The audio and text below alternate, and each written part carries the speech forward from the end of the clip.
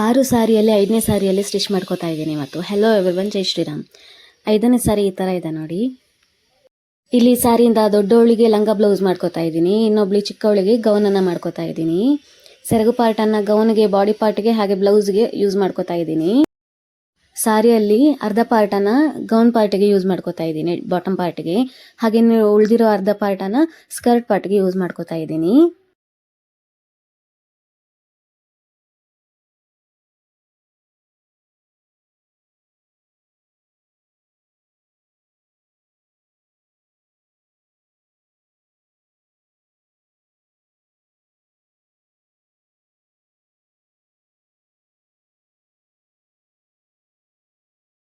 ಈ ಸಾರಿನಲ್ಲೂ ಅಷ್ಟೇ border waste ಆಗಬಾರ್ದು ಅಂತ ಕಟ್ ಮಾಡಿ ಬಾಟಮ್ ಪಾರ್ಟಿಗೆ ಅಟ್ಯಾಚ್ ಮಾಡ್ಕೋತಾ ಇದ್ದೀನಿ.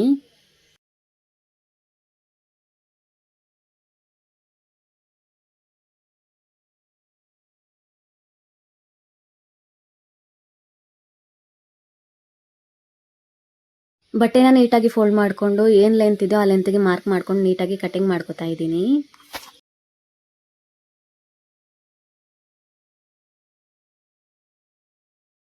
ಇಲ್ಲಿ ನಾನು ಸ್ಕರ್ಟ್ ಪ್ಲೀಟ್ಸ್ಗೆ ಸ್ವಲ್ಪ ಡಿಫ್ರೆಂಟ್ ಆಗಿ ಪ್ಲೀಟ್ಸನ್ನು ತಗೋತಾ ಇದ್ದೀನಿ. ಈ ಥರ ಮುಂದ್ಗಡೆ ಒಂದು ಫೋಲ್ಡ್ ಮಾಡಿ ಮತ್ತೆ ಹಿಂದ್ಗಡೆಗೆ ಒಂದು ಫೋಲ್ಡ್ ಮಾಡ್ಕೋತಾ ಇದ್ದೀನಿ. ಸ್ವಲ್ಪ ಡಿಫ್ರೆಂಟ್ ಆಗಿರಲಿ ಅಂತ ಈ ಥರ ಕೊಡ್ತಾ ಇದ್ದೀನಿ. ಇದಕ್ಕೆ ಒಂದು ಫೋಲ್ಡ್ ಮುಂದೆ ಮತ್ತೆ ಬ್ಯಾಕಿಗೆ ಇನ್ನೊಂದು ಫೋಲ್ಡು, ಫ್ರಂಟಲ್ಲಿ ಒಂದು ಫೋಲ್ಡ್ ಮಾಡ್ಕೊಂಡು ಮತ್ತೆ ಹಿಂದ್ಗಡೆ ಒಂದು ಫೋಲ್ಡ್, ಈ ಥರ ಕೊಡ್ತಾ ಇದ್ದೀನಿ. ಇದು ಬಾಕ್ಸ್ ಪ್ಲೀಟ್ಸ್ ಅಂತ ಕೇಳ್ತಾರೆ. ಇಲ್ಲ, ಇದು ಬಾಕ್ಸ್ ಪ್ಲೀಟ್ ಅಲ್ಲ. ಬಾಕ್ಸ್ ಪ್ಲೀಟ್ ಸ್ವಲ್ಪ ಡಿಫ್ರೆಂಟ್ ಬರುತ್ತೆ, ಹತ್ರ ಅದೇ ಥರ ಕಾಣಿಸುತ್ತೆ, ಬಟ್ ಬಾಕ್ಸ್ ಪ್ಲೀಟ್ ಅಲ್ಲ. ಬಾಕ್ಸ್ ಪ್ಲೀಟ್ ಸ್ವಲ್ಪ ಡಿಫ್ರೆಂಟ್ ಆಗಿರುತ್ತೆ. ಹಾಗೆ ಇದು ಬಂದು ಗೌನ್ ಪಾರ್ಟು, ಬಾಟಮ್ ಪಾರ್ಟು. ಅದಕ್ಕೆ ನಾನು ನಾರ್ಮಲ್ ಆಗಿ ಚಿಕ್ಕದಾಗಿ ಪ್ಲೀಟ್ಸನ್ನು ಸ್ಟಿಚ್ ಮಾಡಿದ್ದೀನಿ.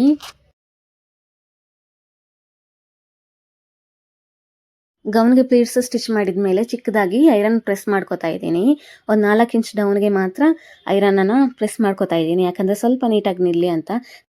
ಇಲ್ಲಿ ಗೌನಿಗೆ ಮಾತ್ರ ನಾನು ಐರನ್ ಕೊಟ್ಟಿದ್ದೀನಿ, ಸ್ಕರ್ಟ್ಗೆ ಮಾಡಿಲ್ಲ. ಯಾಕಂದರೆ ನಾನು ಸ್ಕರ್ಟಲ್ಲಿ ಪ್ಲೀಟ್ಸ್ ಕೊಟ್ಟಿರೋದೇ ಹಾಗೆ, ಸ್ವಲ್ಪ ಪಫಿಯಾಗಿ ನಿಂತ್ಕೊಳ್ಳಿ ಅಂತ. ಪ್ಲೀಟ್ಸ್ ಇರೋದೇ ಹಾಗೆ, ಹಾಗಾಗಿ ಅದಕ್ಕೆ ಐರನ್ ಮಾಡೋದಿಲ್ಲ.